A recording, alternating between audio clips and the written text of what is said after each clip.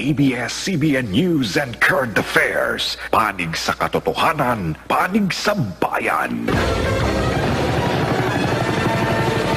Sa ulo ng mga nagbabagang balita, mga labi ng mga sundalong namatay sa pagbagsak ng Nomad plane sa Cotabato, dinala na sa Maynila. Investigasyon para tukuyin ang dahilan ng pagbagsak ng trahedya, sinimulan na. Exclusive, isa sa bawat 10 Pinoy na nasa mga gimikan, positibo sa HIV/AIDS base sa pag-aaral. Mga call center agent umalma sa sinasabing paglaganap ng HIV/AIDS sa kanilang profesyon. Ang nadiskubre sa isang pag-aaral kaugnay ng sexual behavior ng mga taga-call center, malalaman na. Mga kandidato sa pagkapangulo, muling kinilatis ng mga kabataan.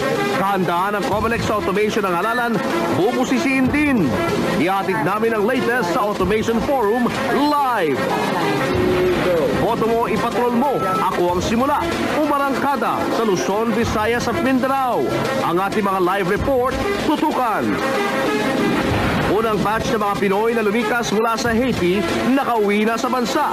Ang mga kwento kung paano sila nakaligtas sa pinsala ng lindol, abangan. Lakas ng mga boksingerong Pinoy, muling susubukin ng mga Latino.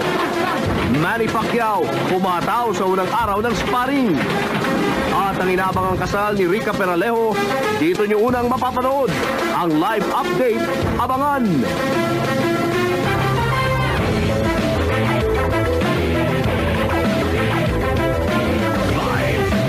ABS-CBN News Center, Manila. Ito ang TV Patrol World.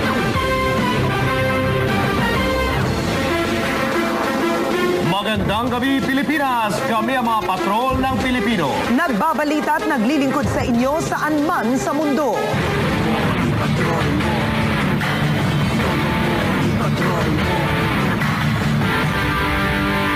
Inamin na ni Defense Secretary Gilbert Teodoro na isa si Senador Loren Legarda sa mga napipisil para makatandem niya sa halalan sa 2010. Pero ang ibang kapartido ni Teodoro, si Senador Bong Revilla, ang tinutulak para maging pambato sa pagka-vice presidente ng administrasyon. Nagpapatrol George Carino.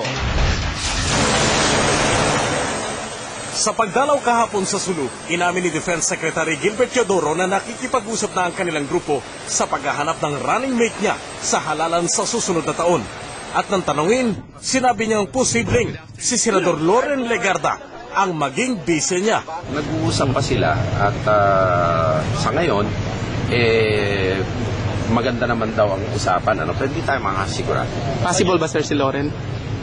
May possibility. Kinumpirma din kanina ni Senador Legarda na may mga nakikipag-usap sa kanyang grupo. Ang dami-daming humihila sa akin kaliwat kanan. Pero ayaw pang sagutin ni Legarda kung sino ang napupusuan niya sa mga nanliligaw sa kanya. Kung masugid at susundan daw siya sa biyahe niya sa Mindanao sa susunod na linggo, baka ibigay na niya ang matamis niyang oo. Sundan kayo ng mga nanliligaw sa Mindanao? Ako sino magpakita siguro doon sa Sultan Kudarat, baka.